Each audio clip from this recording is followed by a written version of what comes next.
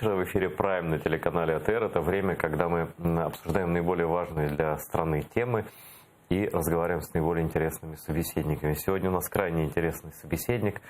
Это Вадим Скибицкий, представитель Главного управления разведки ГУР Минобороны Украины. Салям алейкум. Добрый вечер. Я, честно сказать, никогда не разговаривал с разведчиками. Поэтому я даже не знаю, о чем с вами можно говорить, о чем нельзя говорить. Все это будем выяснять по ходу разговора. Если на что-то нельзя отвечать, ну ви так і говоріть, що нельзя. Ну так, ми будемо намагатися бути найбільш там відкритими, але якщо питання буде стосуватися дійсно або державної таємниці, або тої інформації, яку необхідно обмежити коло, як кажуть, слухачів, щоб вони це знали. Але насправді це дуже просто, тому що ми розуміємо, що зараз агресія Російської Федерації проти нашої держави, що заходи, які проводять Росія, вони відкриті, вони такі агресивні. І через те наше суспільство повинно знати, а що планує противник, що він має на увазі для того, щоб... Вадим, вернуть некоторую часть нашего общества на состояние трезвости, потому что некоторая часть нашего общества решила, что войны нет. И я понимаю, что какие-то другие люди защищают их на фронте, какие-то другие люди предотвращают теракты, там, диверсии и так далее. Им кажется, что все нормально. Ну, как бы все же нормально, да, в целом. Вот на самом деле, ради того, чтобы было нормально, очень много работы делается и военными, и военной разведкой в том числе.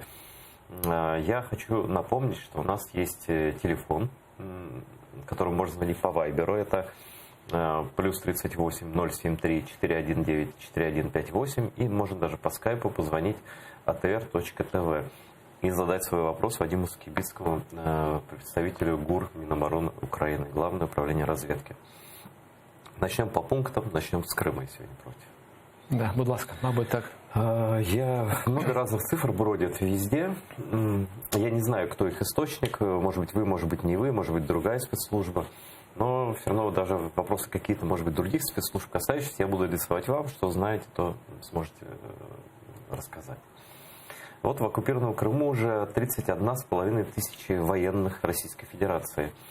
Российское присутствие в Крыму по состоянию на осень 2019 года составляет 31 500 военнослужащих, а также около 1000 единиц техники. Об этом заявил заместитель министра иностранных дел Украины Егор Бажок. Подтверждаете ли вы такие масштабы воєнного присутствия? Да, дійсно, ми спостерігаємо нарощування російської військової присутності в Криму зразу після того, як Росія почала заходи щодо, по-перше, спочатку агресії, а потім заходи з загарбання кримської території. Спочатку це була та чисельність, яка була визначена нашими двосторонніми домовленостями України і Російської Федерації. Ці граничні показники, які зберігалися довгий час. А от з початком агресії, з початком окупації Криму, Росія почала стрімко нарощувати свою військову присутність. За нашими даними, і це дійсно ті, які були оголошені під час брифінгу заступника міністра закордонних справ в Організації Об'єднаних Націй, це 31 500 військовослужбовців. Це військовослужбовці Збройних сил Російської Федерації. А крім того, там є інші підрозділи. Це і поліція, ФСБ. це і ФСБ, це і так звана Росгвардія, це на сьогоднішній день і інші формування, які створюються Російською Федерацією на території Криму. А скільки загалом, за вашими даними? Ну, якщо взяти військовослужбовців, це 31 500. Ні, якщо це додати ще порядка 10-12 тисяч різних формувань, які розташовані на території Кримського півострова. Біля 50 тисяч. Да, але ми говоримо про те, що це ще не є остаточна цифра. Чому? Тому що згідно планів буде продовжене нарощення саме угруповання російських військ на території Криму. Передбачається створення інших підрозділів для того, щоб досягти тих параметрів, які Російська Федерація, в частності Радянський Союз, мав ще до розпаду СРСР. Не так давно бывший министр иностранных дел Павел Климкин в интервью сказал, что он видит угрозу вторжения с юга, именно направление Крым, а Одесса, Южный фронт, так называемый, потенциальный, Украины с Россией. Однако вот министр обороны Украины, действующий Андрей Загороднюк, заявил, что пока не видит угрозы нападения со стороны России с южной стороны. Давайте послушаем цитату министра обороны Украины, потом обсудим. Ми завжди відчуваємо загрозу, тому що наше завдання – це захистити країну при будь-яких сценаріях. І, звичайно, що ми дивимося на різні сценарії зараз. А ми не бачимо підсилення якогось критичного, тобто який би не входив в ті плани, про які ми знали ще з початку року. Тому мілітаризація Криму, вона відбувається, це факт, він йде постійно. Звичайно, що ми його відслідковуємо, наша розвідка працює, тобто ми знаємо про дії ворога. Але в нас немає зараз, ми не бачимо того сценарію, що якось воно критично піднялося і що якась ситуація нас чекає в найближчий час. Ну вот такое мнение министра обороны. Как военная разведка Минобороны оценивает состав вооруженных сил России и готовность к нападению, допустим, в Крыму? Ну, Именно военную готовность, да. Политическую, понятно, что вы не можете По-перше, оценивать. Да. і заява нашого міністра оборони, вона ґрунтується на тому аналізі, який ми робимо, на тих розвідувальних оцінках і на можливих сценаріях дій Російської Федерації. Якщо ми будемо говорити про 2015, 2016 і навіть 2017 роки, на той період була одна ситуація, мається на увазі безпекова ситуація довкола України, і, зокрема, те угруповання, яке перебувало в Криму, воно мало одні параметри. А на сьогоднішній день ми говоримо про те, що опрацьовані Головним управлінням розвідки Міністерства оборони разом з іншими розвідувальними органами, ми постійно працюємо над тим, щоб чітко розуміти плани і наміри, і розуміти ті ознаки, які вказують на те, що йде підготовка до збройної агресії або широкомасштабної агресії. На сьогоднішній день ми маємо декілька сценаріїв. Це аналітичний продукт, де ми можемо розглядати, за яких умов Російська Федерація може почати і широкомасштабну агресію, і, відповідно, дії з території окупованого Криму.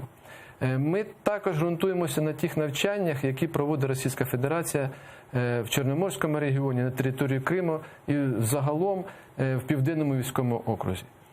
Результати цих навчань свідчать, що є багато проблем на сьогоднішній день в Російській Федерації. Вони розуміють уже потенціал і можливість адекватної відповіді Збройних сил України. І, відповідно, вони бачать ті недоліки, які в них є. Ми зробили аналіз і прогноз розвитку ситуації майже до кінця 2020 року. Чому? Тому що з цим періодом пов'язане формування нових з'єднаних частин в Південному військовому окрузі і, можливо, плани щодо нарощування потенціалу на території Автономної Республіки Крим. Можна сказати так, що на сьогоднішній день планів щодо початку до кінця року широкомасштабної агресії немає, але ми знаємо і достеменно вже аналізуємо такі питання, як підготовка до стратегічного навчання «Кавказ-2020». В наступному році це навчання буде проведено. Будуть перевірені ті з'єднані частини, зокрема, та ж сама 8-ма армія, яка формується на території Ростовської області.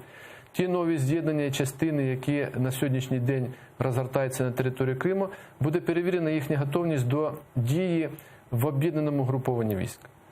І крім того, на сьогоднішній день ми спостерігаємо таке питання, як нарощування мобілізаційних ресурсів на території Криму. Ми бачимо переміщення бронетанкової техніки на територію Криму, саме з Ростовської області. Ми спостерігаємо нарощування інших матеріально-технічних засобів, паливомастильних матеріалів. Цей процес, він триває.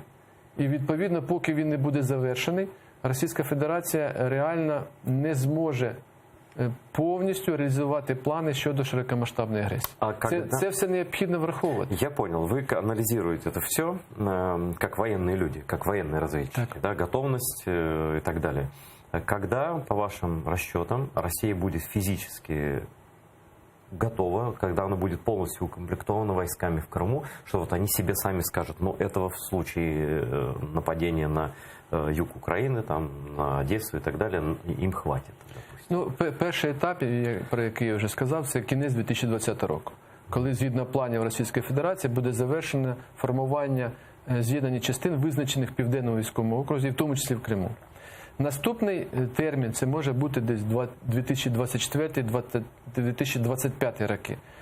Коли? Тому що, згідно нашої інформації, є плани по створенню нових армій, в тому числі на території Криму, а відповідно для того, щоб їх створити, їх перше – це комплектування особовим складом, технікою, це підготовка, злагодження цих нових формувань до дій в широкомасштабній агресії. Це питання доволі таки складне. І необхідно ще враховувати потенціал Збройних сил України. Ми розуміємо, що противник буде намагатися нанести швидкий удар Ну, бліцкриг, так називаємо. для того, щоб ну, по-перше, було менше кількість жертв з території зі сторони противника, тому що значні жертви, вони, по-перше, це і відповідна адекватна реакція міжнародної спільноти, але це може бути і реакція внутрішньополітична на території самої Росії. Ну да, им нужна быстрая, победоносная и с Так, минимумом і саме потерь. Да. основне, це буде спрямовано на швидку зміну влади в Україні, окупацію більш широких територій. Ну і відповідно ми розуміємо, що противник буде намагатися все-таки утримати, зберегти найбільш стратегічні об'єкти на території нашої держави. А це потужні підприємства оборонно-промислового комплексу, які вкрай необхідні для Російської Федерації. Вот сейчас мы подходим к очень интересному моменту, потому что меня всегда это интересовало, и, наверное, вы идеальный человек, которому можно задать этот вопрос. Я всегда думаю, анализирую там, в своем YouTube-канале, как, если вот будет широкомасштабная война, вот они решат, что пора, да, пойти по всему фронту. Просто мы видим, как они воевали в Чечне, мы видели, как они воевали, как они воюют в Сирии. Первое, что они делают, это удары с воздуха, да, ракетами, самолетами.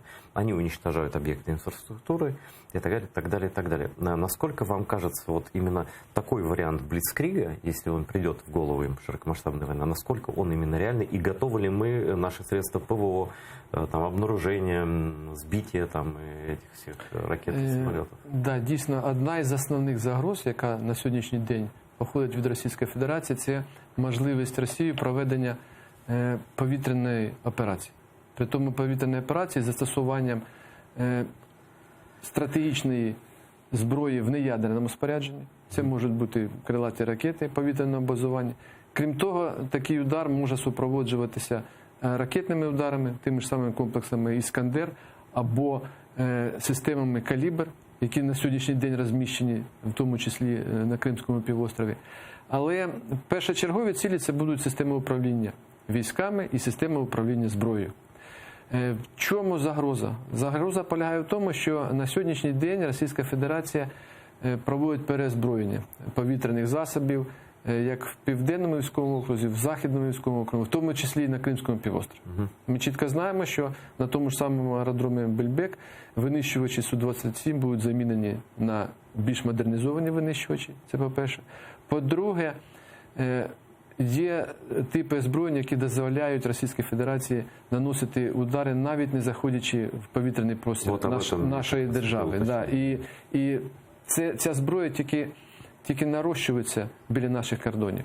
Ну і ще один фактор, який є загрозливим, це досвід застосування такої зброї на території Сирії. На сьогоднішній день, за нашими оцінками, є такий, знаєте, граничний поріг для військових льотчиків Російської Федерації, коли вони вже застосовували зброю на чужих територіях, в тому числі і проти цивільних об'єктів, включаючи і госпіталі, включаючи інші об'єкти, які, як кажуть, за всіми умовами війни вони не підлягають знищенню або нанесенню удару. Оцей психологічний бар'єр в багатьох випадках він вже пройдений. І це є загроза.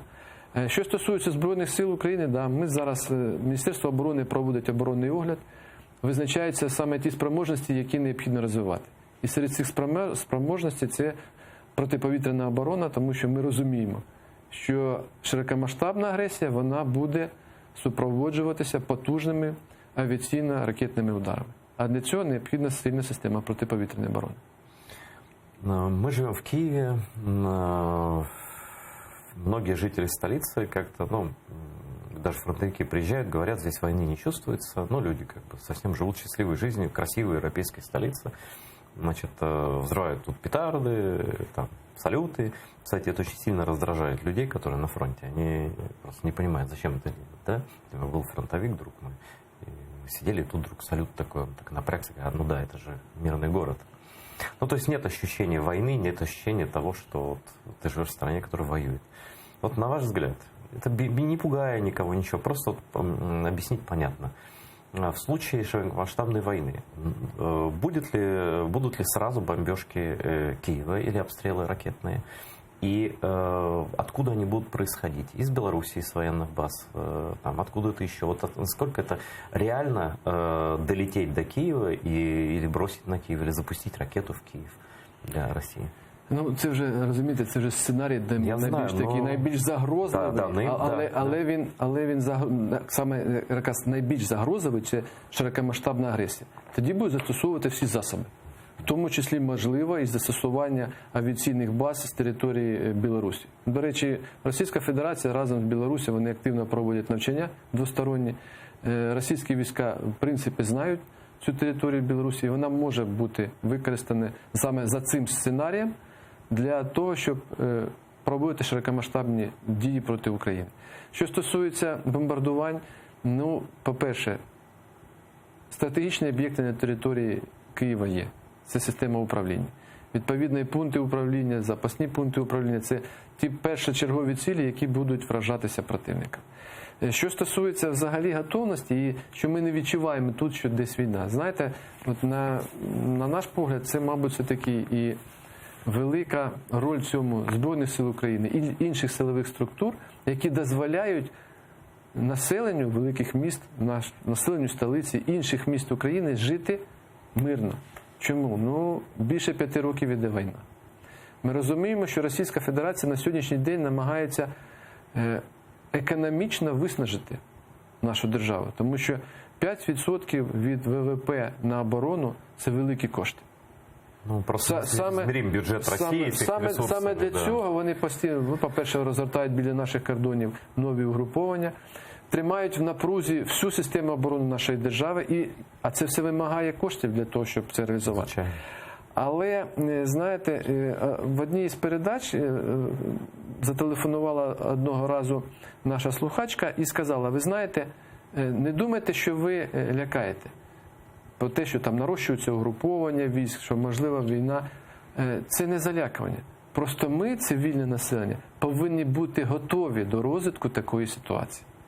І ця жінка сказала вже, ну так, в віках, розумієте? Тобто ми всі, от українська нація, українські люди, ми повинні бути готові до того, що ніхто не очікував, що у 2014 році буде таке. Да, вже після того, що тоді произошло. Але підготовка до цього, вона повинна... На сьогоднішній день у нас дуже багато учасників антитерористичної операції, учасників операції Об'єднаних сил, ветеранів, ті, які вже мають досвід. І повірте, це люди з величезним досвідом ведення сучасної війни. І якщо стане момент, стане час, я впевнений, що вони всі візьмуться за зброю. Для того, щоб захистити нашу державу. Ну, я думаю, что многие люди возьмутся за оружие, да, те, кто не участвовали. А сколько подлетное время от Белоруссии до Киева? Так вот, без ерунди, для бомбардировщика. Якщо це лічені хвилини. Скільки? Лічені хвилини. Да, це 10-15 хвилин, і вони вже, як кажуть, будуть. Але ми говоримо про те, що навіть не треба заходити в наш простір. Крилаті ракети будуть пущені, навіть не заходячи в повітряний простір нашої держави. Ну да, там 250 кілометрів вже до границі. Да. Це по суті, дуже маленька дистанція. Я думаю, плюс ви сказали об'єкти управління військами, понятно. Да. Но... Ну і, знову ж таки, ми говоримо не тільки військами, а й зброєю. Це командні пункти, ну, понятно, да. це всі засоби комунікації, які забезпечують. Но еще, Вадим, очень важный момент психологический. Я просто немножко знаю, как они мыслят вообще, да? Это запугивание населения. Я думаю, что они, ну, на Донбассе они это показали, они не остановятся перед тем, чтобы просто для паніки гражданські об'єкти. Ви розумієте, якщо я приведу такий приклад, це навіть уже, як кажуть, приклад такого, ну, скажімо, начебто мирного часу, да? От коли на одному з КПВ, на лінії розмежування, тобто противник просто-напросто застосував шумові ефекти. Шумові ефекти, які стосувалися колони, руху колони, це ляски цих гусениць. Да? Тобто це просто був такий звуковий вплив, психологічна атака така. Психологічна атака на тих людей, які зібралися на КПВВ. Це, хоча ніякого застосування зброї не було. Це один тільки з прикладів. А таких прикладів на сьогоднішній день і взагалі застосування такої психологічної зброї можна привести багато, тому що зброя на сьогоднішній день, тому не тільки там летальна зброя, а й психологічна, вона розвивається. На какие еще? Вот давайте поговорим о нелетальном оружии, о невоенном оружии. Да? Вот что использует Россия в войне? Вот вы начали сам этот разговор, кроме непосредственно убивающих устройств. Ну, ми говоримо насамперед про широке використання інформаційного простору.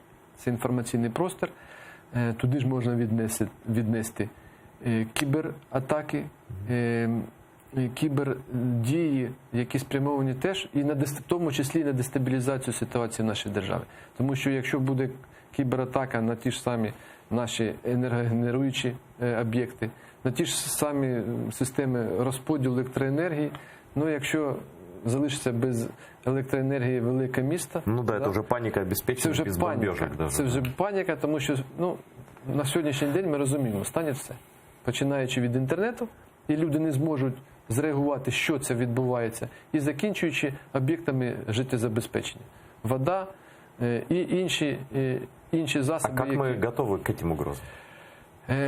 Держава послідовно розвиває саме інфраструктуру для того, щоб протистояти таким загрозам. Ну, по-перше, на сьогоднішній день створений Національний центр з кіберзахисту. Це по-перше. По-друге, ми вже маємо досвіду саме таких атак з боку російської сторони проти нашої транспортної інфраструктури, той же самий аеропорт Бориспіль, проти електрогенеруючої компанії. Можливо, я вже не говорю про, скажімо так, про сайти, да? Прес-служб, про сайти там, Міністерства закордонних справ, про сайти Центральної виборчої комісії. Це один із самих простих елементів кібервпливу. А якщо говорити про більш реальне, то це загроза, яка може спричинити ту ж саму техногенну катастрофу. А це, відповідно, дестабілізація, це паніка, це дискредитація місцевого уряду, який не може справитися з цією техногенною катастрофою. Це один з підходів, який на сьогоднішній день не тільки в Україні, а в усьому світі доволі таки актуальна. Це актуальна загроза. Ну, ми з цим боремося ж, правильно? Так, ми боремося, ми і розвиваємо свою систему протидії. Тому що без цього в сучасному світі, так, телекомунікаційному, без цього просто неможливо. А вы, Вадим, отслеживаете, или это не ваша вообще история, это СБУ история про то вот информационный вплыв в областях, там, я не знаю, вот эти странички в интернете и так далі? Ну, так далі. Якщо взяти на територію України, да, це вже більше компетенція Служби безпеки України. Але якщо ми говоримо про інформаційні заходи, які проводяться за кордоном, або впливають на нашу державу з-за кордону, то ми теж відслідковуємо. Хочу сказати так, що дуже активні заходи зараз проводяться в інформаційному плані Російської Федерації в країнах Європи. Та ж сама Італія, та ж сама Австрія, Чехія, інші країни. Дуже активно використовуються так звані представництва ДНР, ЛНР в країнах Європи. І при тому ми бачимо це відкриття. Спочатку вони намагалися відкрити це як офіційні представництва, але потім, коли вже почалися судові рішення і судове заслуховування цих питань, наприклад, у Франції, да, вони пішли по іншому шляху. Тобто це не урядова організація. Культурний заклад, або навіть взагалі, ну, такий неформальний заклад, але через такі от представництва якраз і здійснюються інформаційні впливи не тільки на громадян цих країн, а взагалі на європейське суспільство. При тому дуже активно використовуються і політики, і неурядові організації тих країн, які, ну, наприклад, дуже часто вони відвідують окуповані території. Скажите, вот по вашим данным, они это за деньги делают? Это такая история про продажную любовь к России, да? В більшості випадків це все на фінансовій основі. Тому що без фінансових ресурсів побудувати таку потужну інформаційну систему зараз, яка є в Російській Федерації на європейському континенті, дуже складно. Це і проросійські засоби масової інформації, і російські видання, і російські засоби інформації. Це і багато проросійських журналістів, які активно використовуються саме Москвою при проведении информационных акций и кампаний. Мне рассказывали, что, например, в Сербии они банально покупали блогеров, журналистов. Каким образом? Они, вот этот Дом культуры там, Российской Федерации, культурный центр, это обычно делается даже не в посольствах, а в культурных центрах. Да, России, одна да? из форм, це прям, культурный центр. Завлекают туда людей, говорят, ну, вы же любите Россию, мы вам покажем нашу страну, и вот вам зарплата, там, 500 евро в месяц блогеру, допустим, да. Потом его везут в Россию, он там, экскурсия в Суздаль, Владимир, да. А потом он становится своим человеком, они его просто на зарплату ставят, и все. И в Польше так делали они.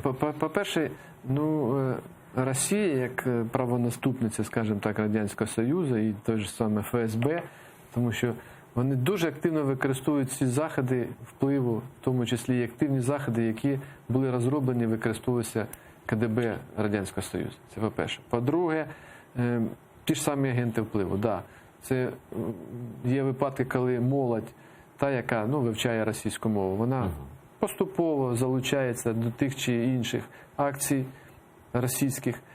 І такі люди просто стають агентами впливу. При цьому навіть не усвідомлюючи ті питання, які вони розкривають в своїх роботах. Починаючи дуже просто там з дипломних робіт, коли навчаються в університеті, і потім закінчуючи вже работаю безпосередньо в информационных кампаниях Российской Федерации. А вот кто управляет всеми этими культурными якобы заведениями? У них есть единый центр? Кто это? Разведка? Так, это ФСБ? як правило, да.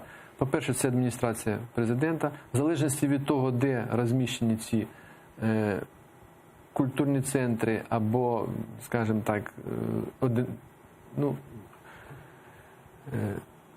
заклади цього інформаційного впливу, це можуть бути різні спецслужби. Якщо говорити про, зокрема, про схід України, дуже активно працюють інформаційно-психологічні підрозділи Південного військового округу. Це, відповідно, Збройні сили і ГРУ ГШ. І ми це спостерігаємо з самого початку агресії, коли безпосередньо офіцери Збройних сил Російської Федерації з Південного військового округу від'їжджаються на окуповані території, здійснюють підготовку і контенту, підготовку сюжетів, координують діяльність місцевої влади і засобів масової інформації російських, які приїжджають на цю територію. Якщо ми говоримо про закордоння російське, ту ж саму Європу, це і служба зовнішньої розвідки, і Россотрудничество, така організація Російської Федерації, які координують ці всі зусилля. Тобто це не просто, як кажуть, окремі елементи, це державна політика, яка спрямована саме на діяльність в информационной сфере. Да, но для меня это не новость, я просто хотел именно, чтобы вы рассказали, как это есть, потому что это Россотрудничество, это же вообще, А, кстати, у нас есть офис Россотрудничества до сих пор? Я навіть не можу сказати, тому що, по-перше, ми розуміємо, і Служба безпеки України розуміє, що це перший, як кажуть, перший заклад, перший елемент саме впливу інформаційного. А відповідно використання спеціальними службами Російської Федерації для своєї діяльності на території нашої держави. Давайте поговорим про так называемые ДНР и ЛНР. Я бывал там в агентствах всяких французских, там британских всяких агентств пишут. Территория контролируется сепаратистами, симпатизирующими России. Вот так они пишут. Да, или которых поддерживают. И которых поддерживает Россия, да? Вот давайте без вот этих вот выкрутас, я считаю, лукавых и позорных, которые используют наши враги, в том числе и внутри Украины, расскажем, как действует система, вот вы как разведчик, как действует система управления этими марионеточными формированиями. Кто там кем управляет, кто за что отвечает? Це питання насправді дуже просте. І воно просте для нас. Чому? Тому що ми розуміємо саме цю систему управління і контролю, яка була встановлена на території окупованих районів і Донецької, і Луганської областей з 2015 року. І вона не змінилась до сих пор. І вона, мало того, що вона не змінилася, вона чітко діє. Вона просто, якщо говорити про вищі щаблі, що стосується Південного військового округу, там просто замінилися. Один штаб замінився на інший. Якщо ми говоримо з 2015 року, це було 12-те командування резерву, яке формувало ці корпуси. І ті генерали із своїми батальйонними тактичними групами, які заходили на територію України, в 2014 році вони і були тими особами, які формували так званий перший і другий армійський корпус. Це по-перше. Друге, потім пішла трансформація, пішли процеси створення нових угруповань. І от якщо говоримо тепер на 1 березня 2018 року, коли офіційно було заявлено, що сформована 8-ма армія, тобто штабу 8-ї армії були передані повноваження щодо управління цими окупаційними То есть російськими 8-я військами. российская команда и 8-я На российская сьогоднішній армия день осуществляет руководство этими... 8-ма армія безпосередньо відповідає і здійснює керівництво і контроль. Ну, відповідно, під безпосередньо вже Міноборони, Генштаб, Міноборони. навіть не так. Безпосередньо під контролем штабу Південного військового округу, ну потім вже пішов Генеральний штаб Російської Федерації, Міністерство оборони. Ця система самодостатня.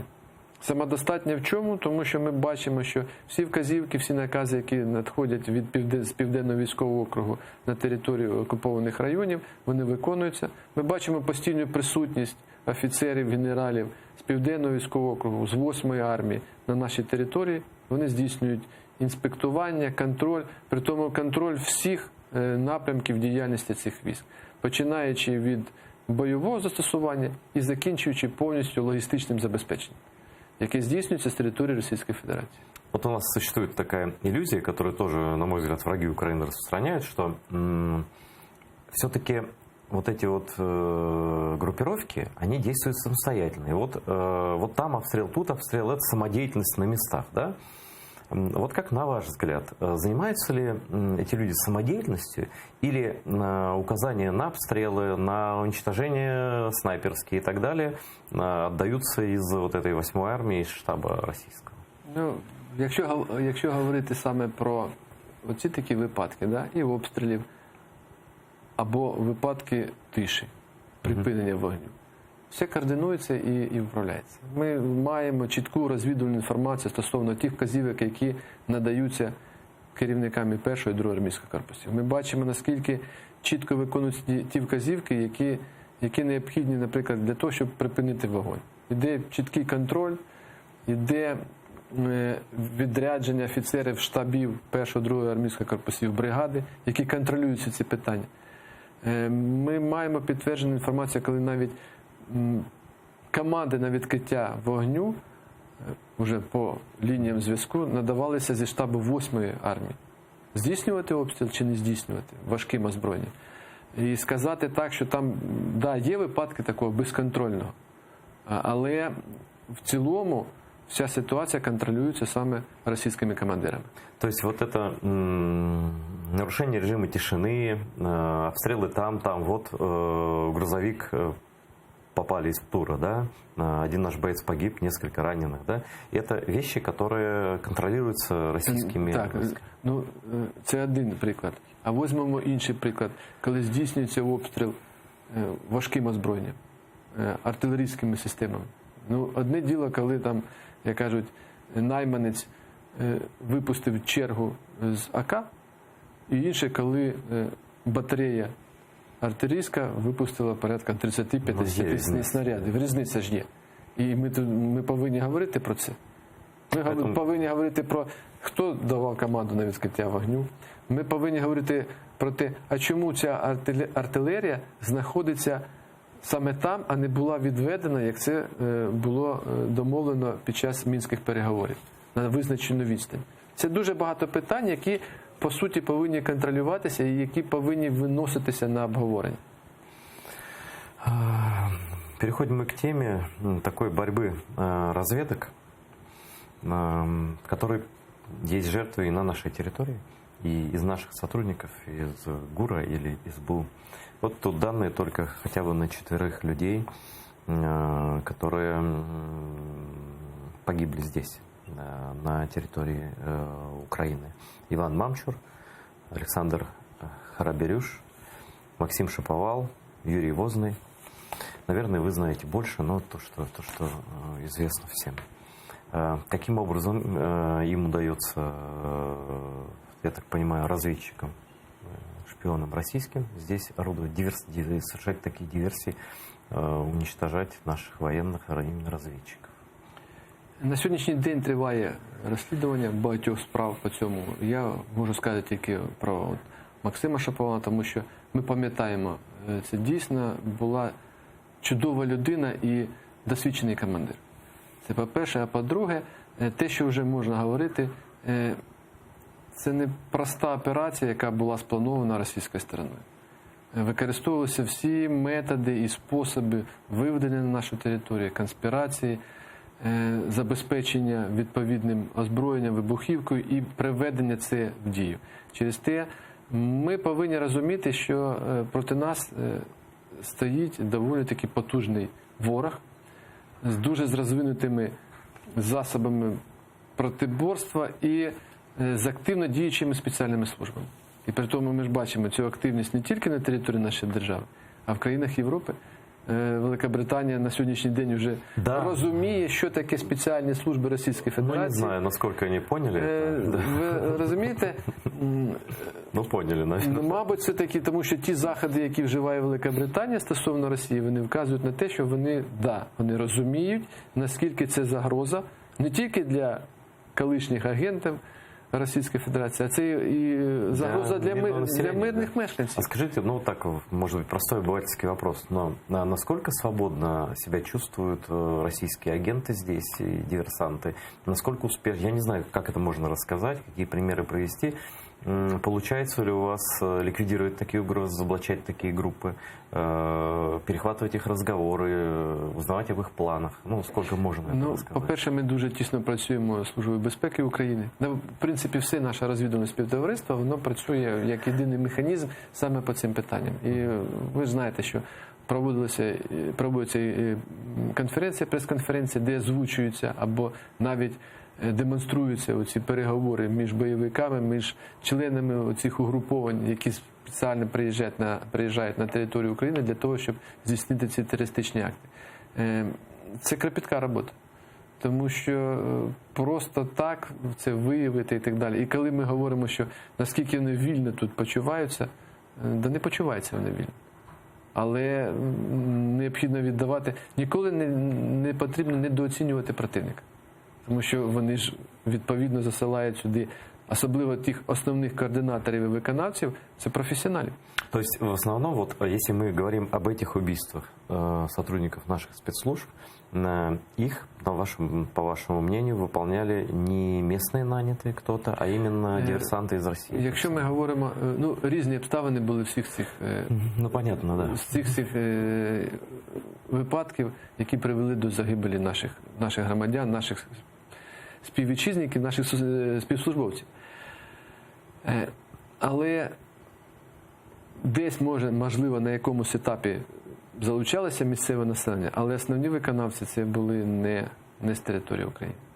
Именно, может быть, наши использовались для слежки, там, для каких-то сливов информации, да? Да, відповідно, да, не для основної роботи, скажімо так. Допоміжної, але ця робота, якщо ми говоримо про таку серйозну операцію, то без цього не обійтись. Тому що це необхідні і транспортні засоби, це необхідно десь проживати, це і переправляти все, що необхідно для вчинення теракту. Ну, какие-то из этих дел расследованы, на какой стадии, будут ли они расследованы? Вони всі розслідуються. Я зараз не можу говорити про деталі, тому що це, по суті, не моя компетенція. Тому що є Генеральна прокуратура, є Служба безпеки України, які ці кримінальні провадження вже веде. Справа просувається. На территории Ордло, как и Крыма, это ваша сфера деятельности?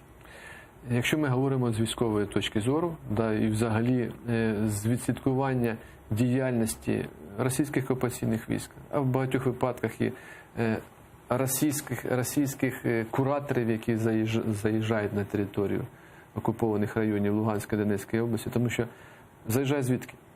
З Російської Федерації. А Російська Федерація – це не тільки загроза, це на сьогоднішній день це координаційний центр по самоуправлінню оккупованными территориями. Знаете, на всех рівнях. Мне вот лично, как журналисту, кажется, что информации об управлении именно со стороны российских кадров всеми этими структурами в Ордло в публичном поле недостаточно. Я не знаю, вы ли это должны заниматься, СБУ ли и так далее, но мне кажется, каждый случай, когда кадровый россиянин попадает в поле зрения спецслужб, переговоры, что угодно, но насколько это возможно, чтобы не спалить, грубо говоря, всю сеть, да, это стоило бы оглашать по всем каналам и давать понять иностранцам, чтобы они там не болтали ерунду про то, как тут независимые республики борются и, симпатизируя России, борются в гражданской войне. Ну, наскільки це можливо, ми цю інформацію оприлюднюємо. На сьогоднішній день це складніше. Тому що якщо ми говоримо в 2015-2016 році, по суті, ми вскрили всю систему управління на той час окупаційними військами. Ми оприлюднювали всі прізвища, військові звання генералів, офіцерів, які здійснювали на той час управління військами. Це по-перше. Друге, відповідно, і була реакція Російської Федерації. Зразу після цього, якщо раніше вони змінювали тільки прізвище, то після цього вони зараз змінюють і повністю всі документи, прізвище, ім'я по батькові. Іде дуже серйозне легендування, перебування саме кадрових військовослужбовців Російської Федерації на нашій території. Це дуже серйозний контррозвідувальний режим на окупованих територіях, який пов'язаний саме із забезпеченням діяльності російських представників на території Луганська і Донецька. Вони, як правило, проживають окремо, всі їхні переміщення, вони чітко забезпечуються ФСБ Російської Федерації і місцевими МДБ, так званими Міністерствами державної безпеки. Ну і саме основне, Росія робить все для того, щоб сказати, нас там нет. І цей основний принцип, який вони заклали ще з 2014 році, він зараз іще більш так охороняється ФСБ Росії для того, щоб, по-перше, ми і вже бачимо, не допустити, що визнання Росії стороною конфлікту, це по-перше, а по-друге, зібрати ті факти, ті докази безпосередньої участі Росії в агресії. І забезпеченні, логістичному забезпеченню, іншими видами забезпечення саме діяльності цих російських окупаційних угруповань на нашій території. Я хочу еще к одной теме перейти, про гостайну. Вот ваше же интервью Укринформу, цитата же из вас. Мы обеспечим руководство государства, Генштаб ВСУ, разведывательной информацией, касающейся обороны государства, возможного врага, угроз нацбезопасности именно в военной сфере. Еженедельно мы информируем главу Верховной Рады, соответственно, он уже дает право на доведение этой информации до соответствующих комитетов парламента. Очень часто мы напрямую информируем комитеты ВР, участвуем в заседаниях круглых столов. У меня вопрос, как и было раньше, и сейчас в Верховной Раде достаточно людей, скажем так, достаточно, на мой взгляд, их может быть 0, пророссийски настроенных, да, людей, которые, в которых можно объективно заподозрить симпатии и сотрудничестве, люди в Москву летают, грубо говоря. Вот как им можно рассказывать какие-то военные тайны? Или вы дозируете всю эту информацию? По-перше, принцип не змінився. Розвідувальна інформація доводиться до тих осіб, які мають доступ, відповідний допуск до інформації, і тих осіб, які безпосередньо працюють в цій сфері. А ви перевіряєте цих людей яким-то образом? Насамперед, допуск до державної таємниці видає Служба безпеки України, ці процедури вони визначені, і при тому доступ до державної таємниці дається тим членам парламенту, які працюють в відповідних комітетах і мають, як кажуть, на це право. Тому що державна таємниця є державна таємниця. І, відповідно, інші, як кажуть, вони інформуються, але в тому обсязі, який відповідає нашому сучасному законодавству. Одна из функций, наверное, военной разведки, я не говорю про тактические какие-то вещи, но стратегические, это понимание ситуации, возможных прогнозов и информирование общества и руководства страны об угрозах, о сценариях угроз. Вот я бы хотел, чтобы у нас осталось 10 минут. Это достаточно много времени, но не очень много. Чтобы вы рассказали, какие с точки зрения вашей службы есть угрозы со стороны России, какие возможные сценарии в ближайшие год-два будет использовать Россия, чтобы подчинить себе нашу страну или захватить ее, уничтожить? Це питання на сьогоднішній день, воно не просто актуальне. Це питання опрацьовується в рамках оборонного огляду України. Дійсно, ми вже підготували опис безпекового середовища. Зараз активно наша робоча група працює в тому числі над сценаріями і можливими варіантами відповіді. Ця інформація, після того, як буде напрацьована, вона буде публічна, доступно, тому що розглядається декілька варіантів і сценаріїв можливих загроз для нашої держави. Ми з вами сьогодні говорили про можливість широкомасштабної агресії. Ми не виключаємо в тому числі і дестабілізації внутрішньої ситуації в нашій державі, яка буде підтримана ззовні. А вот как это может произойти? Какие методы они могут использовать? Что, диверсии? Якщо ми говоримо про дестабілізацію ситуації, це можуть бути і проросійські якісь угруповання, які діють на нашій території. Ми це спостерігали в 2013-2014 році, коли заздалегідь підготовлені мережі вже діяли на території того ж самого Луганська і Донецька. Це перший варіант. Інший варіант – це можуть бути провокації. Ми не виключаємо, що провокації, які можуть потім перерости в той же самий прикордонний конфлікт. Провокація може бути будь-якого роду і на морі, в тому числі. Це може бути провокація пов'язана з диверсіями. На сьогоднішній день, наприклад, Російська Федерація активно роздає російські паспорта жителям окупованих територій Луганська і Донецька. Дуже просто. Я вам приведу приклад, що на минулому тижні ми вже побачили таку першу інформаційну акцію з використанням російського паспорта. Дуже активно в мережах, в соціальних мережах, в тому ж самому Твіттері, розповсюджилася інформація за таким заголовком. Даже российский паспорт не уберег от разрушений дома. Значить, на фото людина, чоловік, тримає в руках російський паспорт, і при тому було написано, що він всього-навсього пару днів назад його отримав. А на задньому плані зруйнований будинок. І кажуть, от зруйнований будинок – це результат обстрілу українських військ житлового будинку. Таким чином, ми бачимо ці перші наміри використовувати російське громадянство, для защити наших граждан, як вони сказали. Для захисту своїх якоби співвітчизників. Будь-яка провокація, а ми розуміємо, з чого почалася, наприклад, та ж сама Друга світова війна. З одного і того ж, з провокацій таких. Да. От саме така провокація може і призвести до такого конфлікту. Інші сценарії, які розглядаються, ми ж повинні розуміти, що ми живемо зараз в дуже динамічному світі. Чому? Тому що ми зараз розглядаємо сценарій застосування і Збройних сил, і Сил оборони. Чому? Тому що є сценарії, які не залежать від нас. Є сценарії, які ми використовуємо в своїй діяльності як держава. Наприклад, участь в миротворчих операціях.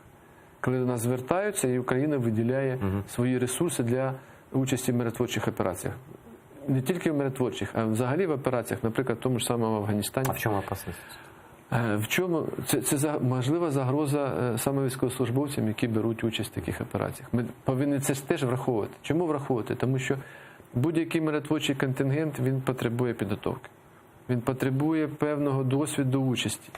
І саме цей сценарій, він передбачає, що необхідно розвивати ті спроможності, які саме будут необходимы для миротворчей деятельности. Это тоже важно, но мы немножко далеко ушли. Хочу вернуться внутрь Украины. Знаете ли вы что-либо о таких намерениях, возможных таких планах совершения диверсий, здесь связанных с покушением на политиков, с покушением на журналистов, с возможными терактами? Они же, когда Путин к власти приходил, там теракт за терактом шел, да, то есть опыт есть циничного уничтожения людей, своих даже, да? Ну, своих. То есть для украинцев, для них вообще не люди, как бы, и уничтожить украинцев, там, ну, грубо говоря, принести рюкзак на массовый митинг, допустим, вот какой-то, да, оставить его там, отойти, и потом, и сделать так, чтобы внутри Украины началось черти что. Это их мечта, на мой взгляд. Вот есть у них планы внутренней дестабилизации или способствования этой дестабилизации? Ми не виключаємо, що такі плани є. Як коли ми говоримо про такий рюкзак або сумку, був яскравий приклад у 2014 році, коли таке намагалися зробити біля адміністрації президента України. Тоді спрацювала Служба безпеки України, були, це, як кажуть, учасники цього можливого теракту були затримані, але ми не виключаємо, що для дестабілізації ситуації саме буде використаний такий епізод.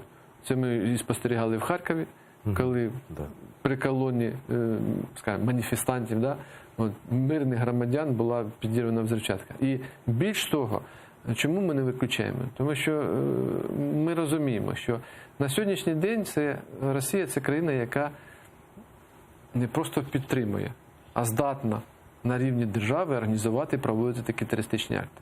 І от якщо ми говоримо про рішення Міжнародного суду ООН в Гаазі, який прийняв до розгляду саме конвенцію фінансування тероризму стосовно, а це позов України проти Російської Федерації. Ну, це новость. Це вже якраз і є свідчення того, що такий варіант дестабілізації ситуації в будь-якому регіоні може бути використаний. Сколько и какие регионы вы рассматриваете как зоны риска для дестабилизации, организации пророссийских движений, возникновения всяких этих? Это, насколько я понимаю, приграничные области и южные? Якщо ми говоримо про цю ситуацію, проект Новоросія, який кажуть, був розроблений там у 2013 і почалася його реалізація у 2014 році, він не може сказати, що Росія відмовилася від нього. Вот многие говорят, что отказались от этого проекта. Вони просто його, як кажуть, трошечки відклали. Чому? Тому що якщо у 2014 році вони прорахували, що це буде дуже швидке просування, і дуже швидка, як кажуть, окупація цих всіх територій, то потім десь в травні місяці 2014 році вони трошечки змінили ці плани. Але вони не відмовилися. Чому? Тому що, по-перше, що значить ці території для Російської Федерації? Це потужні індустріальні зони, де розміщені потужні об'єкти оборонно-промислового комплексу. Наступне питання – це вихід України до Чорного моря, Чорного і Азовського моря. І заливавши Україну саме без цього узбережжя, по суті, це позбавити Україну виходу до Світового океану. Ну і третє – це все, що пов'яже Росія, Крим окупований, Придністров'я в єдину, як кажуть, такий, як вони називають, сухопутний міст, який дозволить контролювати Російській Федерації, навіть цього вже більшу частину саме Чорноморського регіону. На сьогоднішній день окупація Криму і мілітаризація Криму дозволяє Росії доволі таки контролювати велику частину Чорного моря. Особливо східна частина, а це Грузія. Зараз ми бачимо дуже активні заходи, які можуть свідчити про можливість такого блокування і нашої частини, північно-західної частини, Одеса, Миколаїв, Херсон, да навіть, якщо ми говоримо далі, це остров Зміїний, там дельта річки Дунай. Використовуючи це, повністю блокується все наше узбережжя. Це є загроза. І ми бачимо, що Росія саме і розвиває ці засоби для здійснення таких варіантів блокади нашої держави. И последний точный вопрос уже. 3 минуты у нас остается. Издание «Зеркало недели» опубликовало данные соцопроса, якобы проведенного на территории ОРДЛО. Исследование проводилось Украинским институтом будущего «Зеркалом недели» с помощью компании New Image Marketing Group методом face-to-face. Опросили 1606 респондентов ОРДЛО. Дальше тут можно посмотреть результаты. Там лидер доверия Путин, там меньше 5% смотрят украинские каналы. В общем, такое отчуждение типа, да? У меня вопрос как вам, как военному разведчику, знающему ситуацию там. Возможно ли без препятствий, без уведомления оккупационных властей и без их давления провести социологический опрос лицом в лицо украинским социологам с участием 1606 респондентов? Мені складно сказати. По-перше, я не знаю деталі, як проводилося це опитування і хто залучався. Чому? Тому що є різні варіанти. Face-to-face это лицо в лицо, это опрос. Да. Я розумію. Представьте себе, украинские социологи идут по ОРДЛО и спрашивают, мы украинские социологи, ответьте нам на вопрос. Знаєте, любите ли ви Путіна? Можливо, але, мабуть, пару днів назад я теж спостерігав таку, як кажуть, експрес-інтерв'ю з громадянами, нашими громадянами, які проживають в окупованому Донецьку. Теж питали такі. На вулицях? Так, на вулиці. Це ж маніпуляція. Через те, давайте так, ми більш так ґрунтовно відносимося до всіх цих соціологічних досліджень, тому що це тільки перше дослідження, яке попало таку, скажімо, такий інформаційний простір. Зараз дуже складно а як оцінити, яка ж дійсно там ситуація. Для цього Смотрите, будуть іще соціологічні Я понял, дослідження. вот просто мне с самого начала, будет еще в этом, я уже не сомневаюсь, да? Вот как на ваш взгляд, и мы заканчиваем программу, у нас полминуты осталось, можно верить опросам, проведенным на территории, где люди боятся попасть на подвал или попасть в яму в какую-нибудь в виде трупа? Вот можно ли им верить? Насколько не репрезентативно, на ваш взгляд? Тільки умови, як це проводилося. Хто проводив і як проводилося. Тому що на сьогоднішній день, да, дійсно, там дуже складно. Але є інформація, наприклад, про те, що там збираються вже мітингувати шахтарі. В Луганській і в Донецькій. Чому? Тому що на сьогоднішній день всі нерентабельні шахти вже закриті. І я не виключаю, що той самий шахтар, який залишився без зарплати, в нього сім'я, він вискаже свою точку зору в цьому процесі, який може відбуватися. Це, ви ж розумієте, який район опитувався? Я вообще не вірю це теж, ну, бачите, ви кажете, не вірите. А по суті, а як тоді знати, які настрої там? Ніяк. Як? Ну, але їх треба враховувати. А як? Враховувати. Если нельзя узнать, как их враховувати. Враховувати однозначно, тому що без цього побудувати політику або виробити якусь концепцію, Вадим, це дуже у нас складно. заканчивается время программы. Я просто могу себе представить такие опросы в Северной Корее, где люди боятся попасть в лагерь. Да? Да. А будут они отвечать честно на вопрос, что им нравится Южная Корея, например? Ну, наверное, это риторический вопрос. Да, ну, це майстерність проведення соцопитувань. Да, спасибо большое. Вадим Скибицкий, представитель Главного управления разведки Министерства обороны Украины, был в гостях в моей программе Prime. Я очень вам благодарен. Спасибо. А вы смотрите АТР, пожалуйста, подписывайтесь на наши каналы в YouTube и везде, везде, везде. У нас интересные гости, интересные беседы и интересные интервью. Интересные новости. Всего доброго.